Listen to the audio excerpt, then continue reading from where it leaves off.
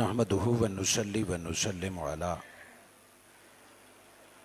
رسوله النبي الكريم الحنين الرؤوف الرحيم. أما بعد، أعوذ بالله من الشيطان الرجيم. بسم الله الرحمن الرحيم.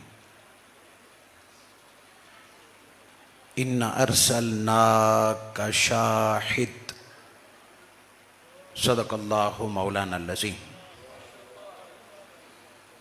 مولاي صل وسلم دائما ابدا ابدا على حبيبك خير خلق كلهم. اللهم صل على سيدنا محمد وعلى آله وأصحابه وبناته وعشاقه أجمعين.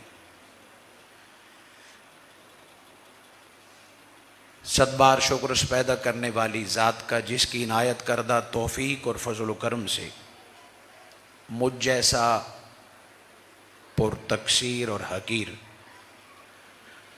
طالب علم اس معزز پاک اور درود پاک کی خوشبوؤں سے معطر ایوان سے مخاطب ہے. یہ میں طالب علم کے لیے اعزاز ہے. مجھے نقیب محفل نے خطاب کی دعوت دی. مجھ جیسا طالب علم یہاں خطاب کیا کرے گا؟ ہم تو یہاں خیرات لینے آتے ہیں اور عین موقع پر حضرت علامہ رانا محمد ادریس قادری صاحب نائب ناظم اعلیٰ اور محترم جناب علامہ جواد حامد صاحب کے حکم پر فقط اپنے دل کے جذبات چند منٹ میں آپ کے سامنے رکھ رہا ہوں. محترم جناب زاہد محمود صاحب رہنما پاکستان عوامی تحریک اور فرزند حضور شیخ الاسلام کی اجازت سے اپنی گفتگو کا آغاز جملہ قائدین، جملہ حاضرین خواتین و حضرات اور لاکھوں سامعین منہاج ٹی وی،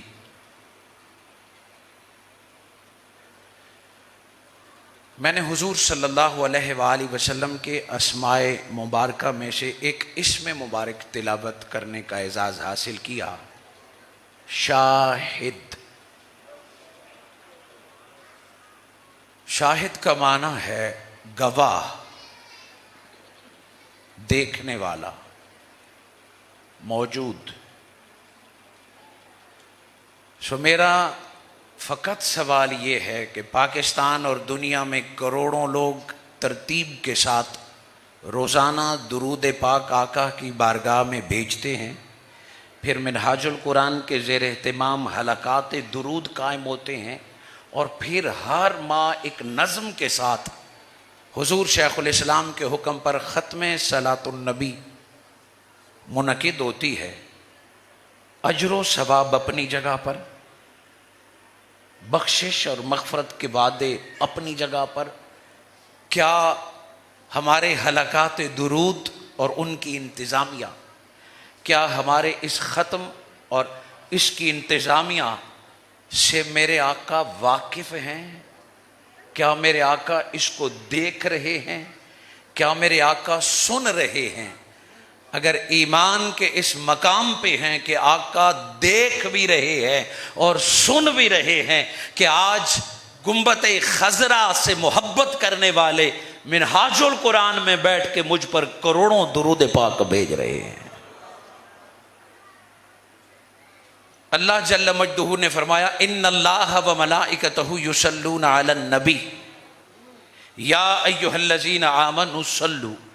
اے ایمان والو، تم بھی محمد مصطفیٰ پر درود بھیجو، کیونکہ اللہ اور اس کے فرشتے ہمہ وقت محمد مصطفیٰ پر درود بھیجتے ہیں. اللہ جل مجدہ صلاۃ و سلام ہمہ وقت بھیج رہے ہیں. حضور شیخ الاسلام ترجمہ فرماتے ہیں کہ ہمہ وقت آقا کی ذات پر صلاۃ و سلام اور درود بھیجا جا رہا ہے. اے ایمان والو، تم بھی درود بھیجو.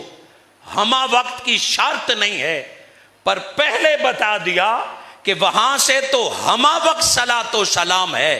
تمہیں بتانے کا مقصد یہ ہے کہ تم اب جتنا زیادہ مصطفیٰ کو یاد کرو گے اتنا رب تم سے زیادہ راضی ہوگا. تو کیا ہم سب مل کے جب آقا کی بارگاہ میں صلاۃ و سلام بھیجتے ہیں تو آقا ہم سے انفرادی طور پر، کیا آقا مجھے اور آپ کو نام سے اور انفرادی طور پہ جانتے ہیں؟ اگر تیرا میرا درود انفرادی طور پر فرشتہ پہنچاتا ہے تو ضرور ہے کہ میرے آقا ہمیں انفرادی طور پہ جانتے ہیں۔ تیرا میرا درود اگر ایک جماعت کی صورت میں آقا کے پاس پہنچتا ہے تو آقا ہمیں جماعت کی صورت میں جانتے ہیں۔ تیرا میرا درود اگر ہمارے خاندان کی طرف سے جاتا ہے تو یقین کیجئے خاندان منہاج القرآن کے ہر فرد کو مصطفیٰ جانتے ہیں۔ اس بات کی دلیل کے لیے میں نے آقا صلی اللہ علیہ وآلہ وسلم کا اسم مبارک شاہد تلاوت کیا۔ یہ میرے آقا کی صفات ہیں، شاہد، بشیر، نذیر۔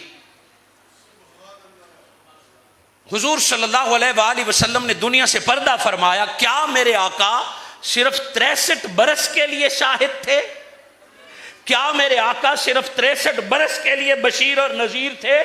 ختم نبوت کے عقیدے کا تقاضا ہے کہ جتنی صفات ظاہری حیات میں تھی نہ صرف اتنی بلکہ قبر انور میں جانے کے بعد ان صفات میں برابر اضافہ ہوتا جا رہا ہے۔ اگر میرے آقا ابو بکر و عمر، عثمان و علی کے شاہد ہیں تو سنیے اور مبارک بات مجھ سے وصول کیجئے کہ جو مصطفیٰ طلحہ و زبیر کو آنکھ سے دیکھ کے شاباش دیا کرتے تھے، آج تجھے بھی درود پڑھ کے میرے آقا دیکھ بھی رہے ہیں اور شاباش بھی عطا فرما رہے ہیں۔ یہ صفت اگر قبر انور کے جانے کے بعد قائم ہے تو اہلیان پاکستان کو بھی میرے آقا دیکھ رہے ہیں، میرے آقا امت کے بیٹوں کو بھی دیکھ رہے ہیں، امت کی بیٹیوں کو بھی دیکھ رہے ہیں۔ حضور اگر ہمارے سارے اعمال سے واقف ہیں، اگر میرے آقا سارے اعمال کے شاہد ہیں تو سب سے بڑھ کر مصطفیٰ درود پاک کے سامع بھی ہیں اور شاہد بھی ہیں۔ اللہ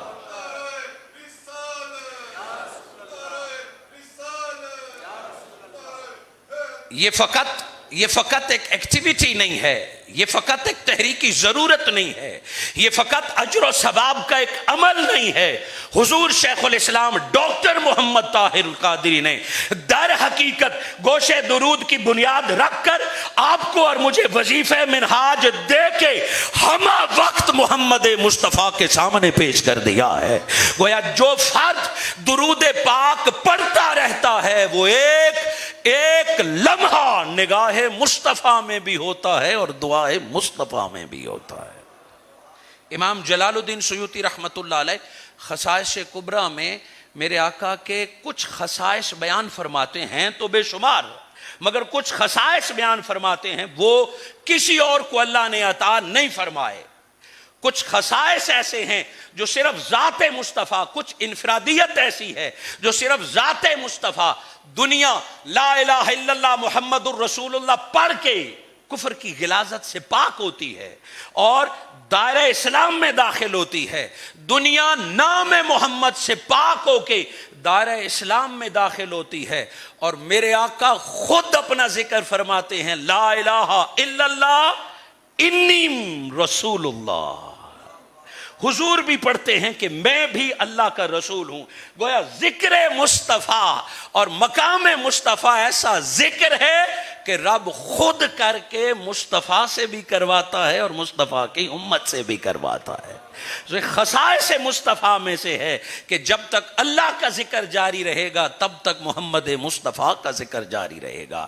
یہ ذکر تو جاری رہے گا مگر حضور کی آنکھ کا کمال، سماعت کا کمال یہ ہے کہ کوئی 7 سمندر پار حضور پر درود بھیجے تو میرے آقا سنتے ہیں۔ جو سنتا ہے کیا وہ سمجھتا بھی ہے؟ سنتا ہر کوئی ہے پر سمجھتا کوئی ہے۔ میں اگر اب پشتو بولنا شروع ہو جاؤں تو آپ سنیں گے صحیح، سمجھیں گے نہیں۔ میں اگر دنیا کی کوئی اور لینگویج بولنا شروع ہو جاؤں آپ سنیں گے صحیح بس سمجھیں گی نہیں۔ دنیا میں کتنی زبانیں ہیں اور آیت درود میں اللہ رب العزت نے عربی کا پابند نہیں کیا کہ اللہ اور اس کے فرشتے مصطفیٰ پر درود بھیجتے ہیں، ایمان والو تمہیں انگریزی آئے یا فارسی بولو، اردو ہے یا پشتو ہے، سندھی ہے یا بلوچی ہے، تم نے اپنی زبان میں اظہار محبت کرنا ہے۔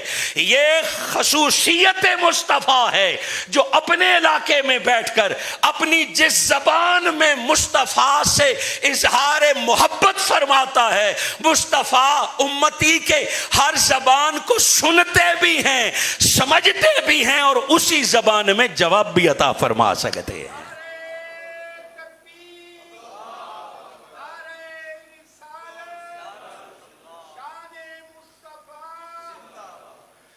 خصائص مصطفیٰ میں یہ ہے کہ کوئی ٹرانسلیٹر رکھنے کی ضرورت نہیں ہے، یا امتی کو عربی میں نعت پڑھنے پر پابند نہیں کیا، یا امتی کو درود اور صلوات و سلام کے لیے عربی کے صیغوں کا پابند نہیں کیا۔ ایک کیفیت جسے حب کہتے ہیں، ایک کیفیت جسے ایمان کہتے ہیں، اس حب اور ایمان میں مستغرق ہو کے تیرے لبوں سے جیسے ذکر مصطفیٰ نکلے گا، حضور سنیں گی بھی صحیح اور جواب بھی عطا فرمائیں۔ آقا اس بات کے شاہد ہے۔ میں اپنی گفتگو کو اگر مختصر کروں، چونکہ میں نے پہلے عرض کیا میں کوئی علمی نکات سنانے نہیں آیا، میں اپنے دل کی بات کرنے آیا ہوں جو یہاں سے شروع ہوتی ہے۔ حضور شیخ الاسلام نے مجھے اور آپ کو روحانی طور پر اور عملاً آقا کے سامنے پیش کیا ہے۔ آپ کہیں گے کیا آج بھی کوئی عملاً حضور کے سامنے پیش ہو سکتا ہے؟ آج جو شریعت اور سنت ہے، جو آقا کی ایک سنت پر عمل کرتا ہے، وہ عملاً حضور کے سامنے پیش ہو جاتا ہے۔ میرے آقا قبر انور سے اپنے امت کے اعمال کو دیکھتے ہیں، شاہد ہیں، خوش بھی ہوتے ہیں اور دعا بھی دیتے ہیں۔ جو ظاہری شریعت اور سنت پر عمل کرتا ہے وہ ظاہری طور پر آقا کے حضور پیش ہوتا ہے، اور روحانی طور پر جو جتنا درود پاک پڑھتا رہتا ہے اتنا مصطفیٰ کے روحانی طور پر قریب ہوتا رہتا ہے۔ جسد لاہور میں ہو، درود پاک اسے ہمہ وقت مدینے کا حاضر بھی بنا دیتی ہے اور پھر ناظر بھی بنا دیتی ہے۔ اپنی پہلی بات کی دلیل کے لیے حضرت امام داؤد، ابو داؤد، جو ایک معروف اپنی کتاب حدیث کی وجہ سے معروف ہیں، حضرت ابو داؤد ایک پبلک کشتی میں بیٹھے دریا عبور کرنے کے لیے، اور وہ سواریوں والی کشتی میں جب بیٹھے، کشتی جب روانہ ہو چکی، ساحل پر کسی کو چھینک آئی۔ چھینک کی آواز حضرت ابو داؤد کے کان میں آ گئی۔ آپ نے مڑ کے دیکھا اور اس بندے کو پہچان لیا کہ کس نے چھینک کی آواز کہاں سے آئی ہے، چھینک کس نے ماری ہے۔ سنت یہ ہے کہ اس کو جواب دیا جائے یرحمک اللہ، اللہ تجھ پر رحم فرمائے، اور اللہ ثواب بھی عطا فرما دیتا ہے۔ حضرت ابو داؤد کشتی میں بیٹھے سوچتے رہے، آگے بڑھتے رہے، اور دریا کے اس کنارے جا کے کوئی اور کشتی ڈھونڈی، اور کشتی والے سے کہا مجھے اس کنارے لے جاؤ گے، کتنا لوگے؟ اس نے کہا 1 درہم لوں گا، کیا مجھے کام ہے وہاں۔ دوبارہ کشتی اسپیشل کروائی اور واپس پلٹی، اس بندے کو بلایا، چھینک تو نے ماری تھی؟ ہاں۔ فرمائے یرحمک اللہ، اللہ تجھ پر رحم فرمائے۔ سارے حیران رہ گئے کہ فقط اس کے لیے پلٹا ہے؟ کہا ہاں، میرے آقا کا حکم بھی ہے اور میرے آقا کی سنت بھی ہے۔ کہا حضرت یہ تو کشتی میں دعا دے سکتے تھے، آپ ادھر ہی سے دے سکتے تھے جب آپ نے چھینک سن لی۔ فرمایا میں تو دعا دے دیتا، میں اس کا جواب کانوں سے سننا چاہتا تھا۔ چونکہ آقا نے چھینک مارنے والے کو کہا جب تمہارا بھائی یا بہن تمہیں دعا دے یرحمک اللہ، سو جواب تو نے بھی دینا ہے یہدیک اللہ۔ میں اس کا جواب سننے کے لیے دوبارہ خرچ کر کے آیا ہوں کہ اس کا جواب بھی میں کانوں سے سن لوں۔ اس نے پھر باواز بلند یہدیک اللہ کہا، وہاں سے پلٹے۔ کسی نے کہا نادان ہے، کسی نے کہا جذباتی ہیں، وہاں سے پلٹے۔ کہتے قافلے کو جب نیند آئی تو غیب سے آواز آئی کہ اس سنت مصطفیٰ پر عمل کرنے والے کے رب نے سارے گناہ معاف فرما دیے۔ اس کے اس عمل مصطفیٰ پر عمل کو رب نے قبول فرما لیا. غیب سے آواز آئی کہ ابو داؤد کو ہماری طرف سے اطلاع دے دیں اس کا یہ عمل اللہ نے قبول فرما لیا ہے. میرے آقا کہاں تک دیکھتے ہیں, کہاں تک جانتے ہیں. میرے عزیز طلباء جو تشریف فرما ہیں ان کی نظر سلطان محمود غزنوی نے ایک حدیث سنی کہ العلماء ورثۃ الانبیاء, کہ علماء انبیاء کے وارث ہیں. ذہن میں کھٹکا یہ مولوی نبی کا وارث کیسے ہو گیا؟ کوئی سید ہو او کما قال, کوئی امیر ہو, کوئی بادشاہ ہو, کوئی قاضی ہو, یہ عالم نبی کا وارث کس طرح ہو گیا؟ سو بشر ہے. شک پیدا ہو گیا کہ کسی عالم کی کسی نے خدمت نہیں کی ہوگی اور اس نے یہ کہیں حدیث گڑھ نہ لی ہو کہ عالم بھی نبی کا وارث ہوتا ہے. چونکہ مختلف دوروں میں حدیثیں گھڑی گئی ہیں, جھوٹ شامل کیا گیا. سو سلطان محمود غزنوی علم سے محبت کرنے والا شخص تھا, توحید بپا کرنے کا جذبہ رکھتا تھا. 17 بار توحید کا پیغام لے کے وہ سومنات کے مندر تک گیا. یہ سوال اس کے ذہن میں کھٹکتا تھا کہ یہ حدیث سچ ہے, یہ کسی عالم کی مولوی کی بنائی ہوئی ہے. اس پر یہ سوچتا رہتا تھا.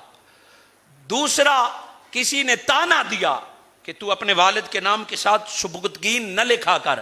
محمود غزنوی کے والد کا نام سبکتگین تھا. کہا محمود غزنوی تو اپنے نام کے ساتھ اپنے باپ کا نام سبکتگین نہ لکھ. کہا کیوں؟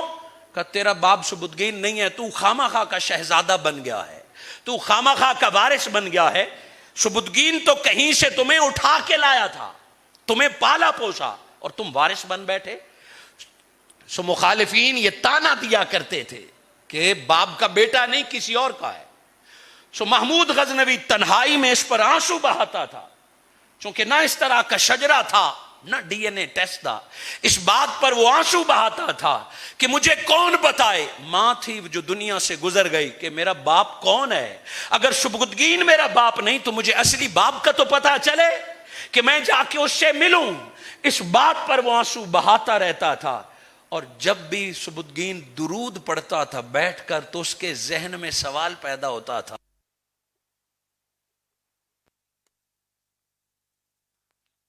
درود کے بدلے میرے گناہ معاف فرمائے گا یا نہیں فرمائے گا.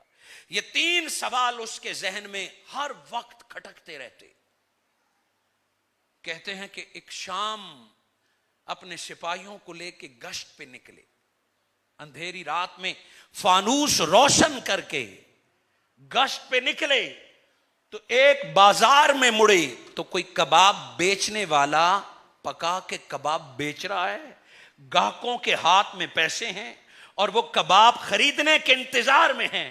محمود غزنوی نے چلتے چلتے اچانک گھوڑے کی لگام کھینچ لی کہ ایک بچے کو دیکھا کہ جب کباب بیچنے والا کباب کی کڑائی کے نیچے لکڑیاں لگاتا ہے اور ایک بھانبڑ اٹھتا ہے تو وہ کتاب قریب لے جا کے پڑھنا شروع کر دیتا ہے. اور جب آگ ختم ہوتی ہے تو وہ کتاب بند کر کے پیچھے ہٹ جاتا ہے. پھر جب کباب والے کا الاؤ روشن ہوتا ہے طالب علم پھر قریب جاتا ہے. محمود غزنوی نے اپنے سپاہی کو کہا جاؤ اس بچے کو بلا کے لے آؤ. سپاہی گیا, اس بچے کو بلا کے لے آیا. محمود غزنوی نے کہا کباب لینے آیا ہے؟ کہا نہیں. کس لیے آیا ہے؟ کہا پڑھنے آیا ہوں. پڑھتا تو بندہ مدرسوں میں ہے, پڑھتا تو بندہ اساتذہ سے ہے, یہ کباب والے کے پاس کیسے پڑھتا ہے؟ آنکھوں میں آنسو آ گئے.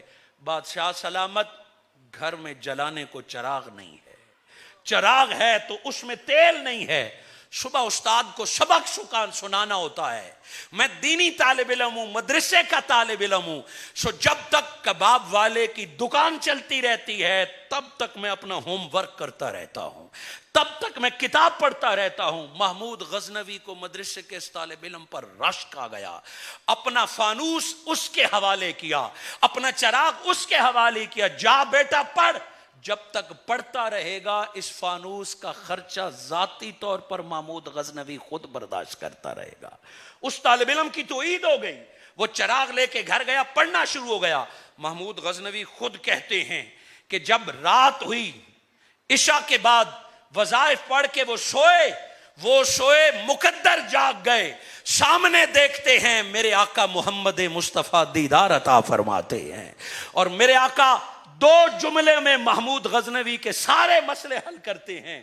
فرمایا محمود اے سبکدگین کے بیٹے، پہلا جملہ اے سبکدگین کے بیٹے، تیرا سلام روز پہنچتا ہے، پر آج جو تو نے میرے وارث کی خدمت کی ہے، مصطفیٰ بھی راضی ہو گیا، خدا بھی راضی ہو گیا ہے۔ آج جو میرے خادم، میرے وارث، ابھی وہ طالب علم ہے، جامعہ اسلامیہ منہاج القرآن اور شریعہ کالج کے طلباء میرے آقا کے وارث ہو، میرے آقا نے محمود غزنوی کو دیدار عطا کیا تو آپ کی وجہ سے کیا۔ فرمایا میرے وارث کی خدمت کرنے والے رب نے تیرے گناہ معاف فرما دیے۔ حضور شیخ الاسلام ڈاکٹر محمد طاہر القادری مدد اللہ العالی نے جہاں ہمیں اتنا کام عطا کیا، وہ چند گھڑیاں درود کی اسی لیے دیں کہ جب دنیا میں کام کے نکلو، کہیں سے فتوے، کہیں سے پتھر، کہیں سے سختیاں، کہیں سے مخالفتیں، جب دنیا سے تھک ہار کے آ جاؤ، بیٹھ کے آقا پر درود بھیجو، حضور دیکھتے بھی ہیں اور سارے دکھڑے دور بھی فرما دیتے ہیں۔ میں بات کو اپنے آخری جملوں پر ختم کرتا ہوں، وہ آپ کی محبتوں کی نظر ہے۔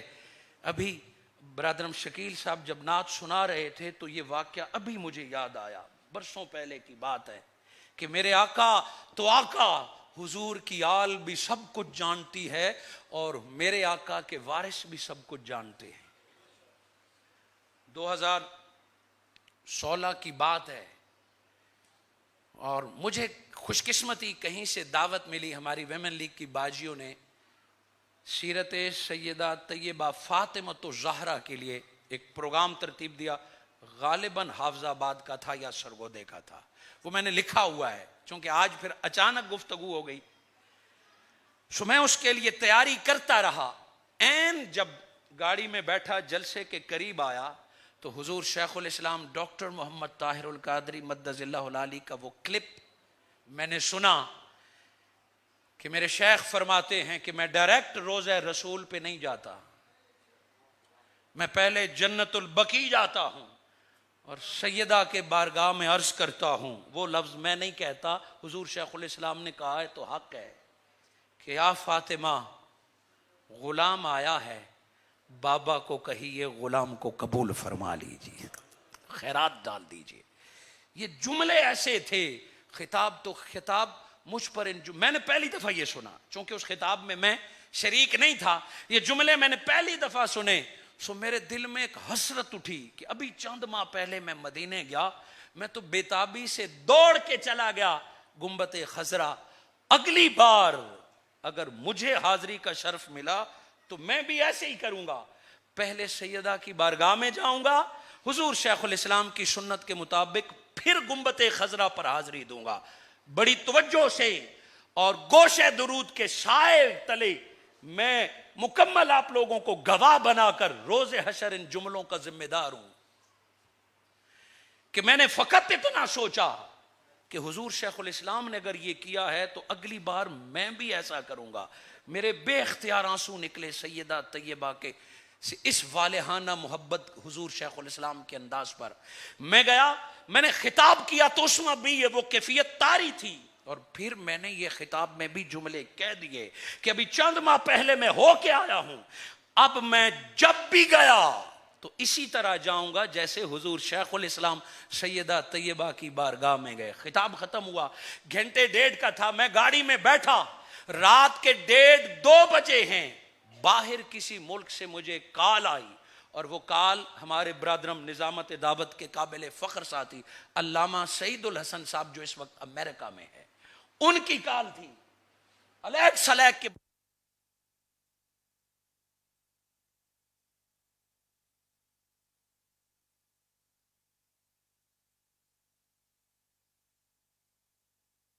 ڈاکومنٹس نہیں بن سکے، میں نے کہا چلو کوئی بات نہیں، پھر بن جائیں گے۔ کہا نہیں، گزارش اس سے اگلی ہے، کیا کہ ویزے لگے ہوئے ہیں، پاسپورٹ جمع ہے، ٹکٹ لگا ہوا ہے، اگلے ہفتے میری پوری فیملی مجھ سمیت عمرے پہ جا رہی تھی، اب چونکہ میں نہیں جا سکتا، میری خواہش ہے کہ میری جگہ ان کے ساتھ آپ چلیں۔ چند گھنٹے گزرے ہیں، مجھے اب توجہ ادھر نہیں تھی.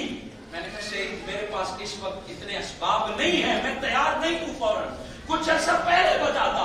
رو کے کہا کہ کچھ دیر سے میرے دل میں یہ کیفیت پیدا ہوئی ہے کہ اگر میری جگہ آپ چلے جائیں گے تو میں سمجھوں گا میں سارے اسباب گھر سے لے کے گھر تک ذمہ داری میری ہے، بس خواہش یہ ہے کہ میرے ماں باپ کے ساتھ میری جگہ آپ چلے جائیں. وہ میرے لبوں سے اللہ اکبر نکلا اور میں تڑپ اٹھا.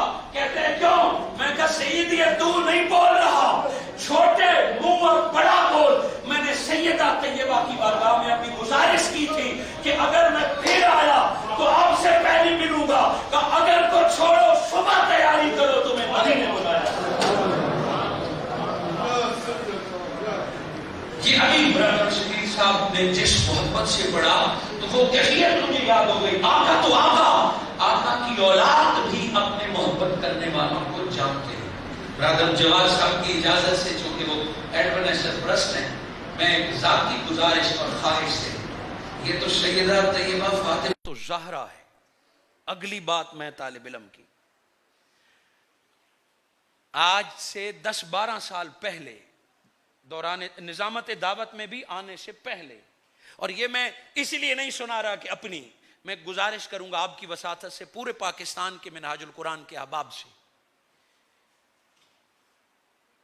ابتدائی دور تھا میرا خطابت کا، اور مجھے کسی نے دعوت دی 18 ذی الحج کی کہ حضرت عثمان غنی کی شہادت کا دن ہے، اور بہت توجہ سے سماعت فرمائیے گا. مجھ پہ نظر نہ رکھیے، لفظوں پہ دیکھیے، چونکہ آپ کی وساطت سے یہ پیغام میں پوری دنیا کو دینا چاہتا ہوں.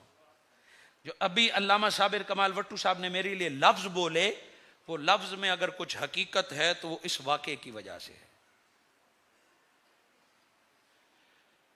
بہت ابتدائی دور ہے میرا خطابات کا، اور چند منٹوں کی میں گفتگو کرتا تھا، زیادہ بھی نہیں. ایک مدرسے والوں نے کہیں مجھے جمعے پہ سنا اور کہا 18 ذی الحج کو ہمارے بچوں کی دستار بندی ہے اور حضرت عثمان غنی کی شہادت کا دن ہے، سو آپ نے خطاب کرنا ہے. میں نے بھی بڑے فخر سے اوکے کر دیا کہ مجھ سے خطاب کا ٹائم لے رہے ہیں. اب 15 سال پہلے کی بات میں نے کہا ٹھیک ہے آؤں گا. وقت گزرتا گیا 3 دن رہ گئے. یہ جگہ کا نام ہے ڈسٹرکٹ میاں والی داؤد خیل کے ساتھ ماڑی انڈس، اور نمک منڈی جگہ کا نام ہے. اس مدرسے میں تھا. کسی نے مجھے بتایا خوشی سے کہ اتنا بڑا اشتہار لگا ہے اور اس میں آپ کا نام بھی ہے. میں نے کہا چلو مجھے بھی دکھاؤ. سو میں اپنا اشتہار دیکھنے کے لیے جب بازار میں گیا تو پاکستان کے بڑے بڑے مفتی، بڑے بڑے شیخ الحدیث، علامہ عبد الرزاق پیر کرم شاہ صاحب کے شاگرد ہیں، مفتی ہیں، ان کا نام، علامہ سید عصمت اللہ شاہ صاحب شیخ الحدیث، ان کا نام، علامہ عبد المالک شیخ الحدیث، ان کا نام. اتنے بڑے بڑے نام، اور ایک کونے میں میرا بھی نام. میں تو یہ نام دیکھ کے ڈر گیا. پہلے خوشی خوشی دیکھنے گیا تھا اور ڈر کے مارے گھر گیا کہ اب میں کیا کروں گا اتنے لوگوں کی موجودگی میں. وہ دن گزر گیا. اگلے دن میں بہانے سوچنے لگا، کیا کہوں بیمار ہوں، کیا کہوں نہیں آ سکتا، اچھا لیٹ جاؤں گا، خطاب کا وقت گزر جائے گا. پورا 2 دن میں بہانے سوچتا رہا.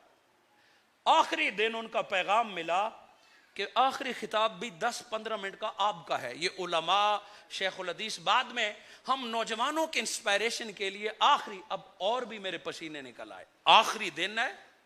دوپہر کو میں سویا، بہانے بنا کے اسٹڈی میں نے چھوڑ دی کہ میں نہیں جاؤں گا.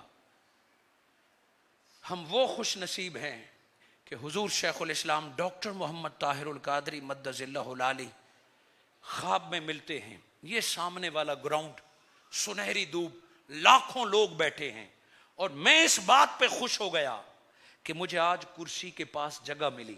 جو ہی حضور شیخ الاسلام خواب میں تشریف لاتے ہیں، کرسی پر بیٹھنے لگتے ہیں، مجھے کہتے ہیں اٹھیں اور خطاب کریں.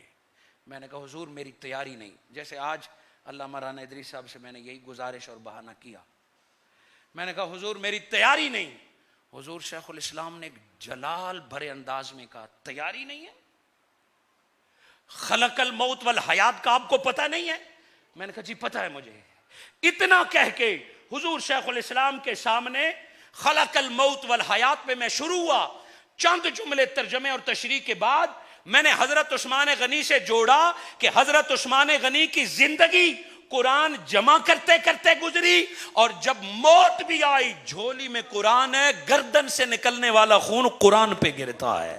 حضور شیخ الاسلام میرا خطاب سنتے رہے، میں جو بیان کرتا رہا، جتنا خطاب میں نے کیا حضور شیخ الاسلام نے سنا، میری آنکھ کھلی، پسینے سے سرابور، میں دوڑا اٹھا، قلم لیا، جو کچھ میں نے بیان کیا مجھے یاد تھا، میں نے لکھا۔ اب رات نہیں بیت رہی کیونکہ مجھے خطاب آ چکا تھا، مجھ میں حوصلہ بھر دیا گیا تھا، میں انتظار میں تھا کہ صبح اٹھوں۔ میں صبح گیا اور صف میں بیٹھ گیا، انتظار میں تھا کہ یہ علماء، یہ شیخ الحدیث، یہ مفتی، یہ پیر خطاب کریں تو میں کروں۔ مجھ سے پہلے 8 خطاب ہوئے، اور تحدیث نعمت کے طور پر بڑے بڑے علماء نے پچھلی باتیں دہرائیں جو پچھلا کر گیا، چونکہ دستار بندی کی باتیں وہی حدیثیں تھیں، حضرت عثمان غنی کی وہی حدیثیں تھیں۔ جب ساروں نے خطاب کیا میرا خون جوش مارنے لگا، جو میرے پاس ہے کسی نے ایک جملہ نہیں کہا ہے۔ اور میں نے جب وہ خطاب کیا 35 منٹ کے بعد سید عصمت اللہ شاہ صاحب کی قبر پر اللہ رحمتوں کا نزول فرمائے، میرے آخری جملوں پہ وہ جگہ سے اٹھے اور مجھے چوم کے کہا، سرائکی میں، بچہ ہے تو نہیں ہے، کوئی اور بول رہا ہے۔ وہ دن ہے اور آج کسی جگہ پر کبھی بھی فرق نہیں آیا۔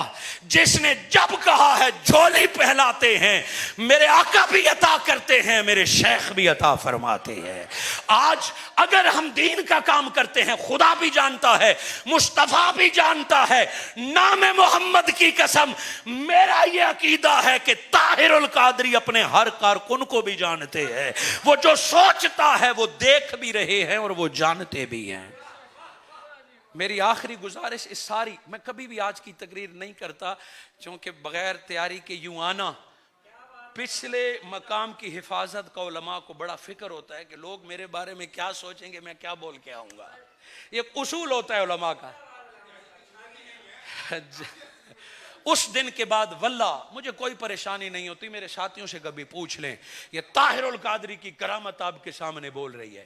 اور یہ واقعہ میں نے اس لیے سنایا، سینکڑوں طالب علم، ہماری بہنیں، دوست، احباب اور منہاج ٹی وی، میں اس بات پر ایک کتاب لکھ رہا ہوں کہ کس طرح حضور شیخ الاسلام نے اپنی ظاہری حیات میں اپنے چاہنے والوں کی مدد کی ہے، رہنمائی کی ہے، خواب کی صورت میں، ظاہری طور پر یا لفظوں سے، کبھی مستقبل کی بات بتائی، کبھی بیماریوں سے شفا کا طریقہ بتایا، کبھی مجھ جیسے طالب علموں کی رہنمائی کی۔ اگر آپ کے پاس، میں پوری دنیا میں حضور شیخ الاسلام کے چاہنے والوں سے گزارش کر رہا ہوں، اگر آپ کے پاس کوئی ایسا واقعہ ہے اپنے نام کے ساتھ، اپنے پتے کے ساتھ، مجھ تک پہنچائیے، جس طریقے سے بھی پہنچاتے ہیں، مرکز کی وساطت سے، میرے ڈائریکٹ نمبر کی وساطت سے۔ میں چاہتا یہ ہوں کہ جلد حضور شیخ الاسلام کو وہ جمع کر کے دکھاؤں کہ آپ کی ظاہری حیات میں ہم آپ سے کتنا مستفید ہو چکے ہیں۔ میں چونکہ ہر ایک فرد سے انفرادی طور پر پوچھنا اور بتانا مشکل ہے، میں آپ کی وساطت سے، سوشل میڈیا کی وساطت سے گزارش کرتا ہوں، آپ کے پاس جتنے ایسے واقعات ہیں اور حقائق ہیں وہ مجھ تک پہنچائیے تاکہ یہ محبتیں ہم اگلی نسل تک پہنچائیں۔ جزاک اللہ خیر۔ میں بہت مشکور ہوں جملہ انتظامیہ کا کہ مجھ جیسے طالب علم کو دل کی بات کرنے کے لیے قدرتی طور پر اہتمام ہو گیا، وگرنہ دور تک کوئی ایسا ارادہ نہیں تھا۔ سو یہ باتیں میں نے کہنی تھی، درود کی وساطت سے اسے قبول بھی کیجئے اور دعا کیجئے کہ ہماری خطاؤں کو رب معاف فرمائے اور یہ کرم گوش درود اور حضور شیخ الاسلام کی طرح اسی طرح جاری و ساری رہے۔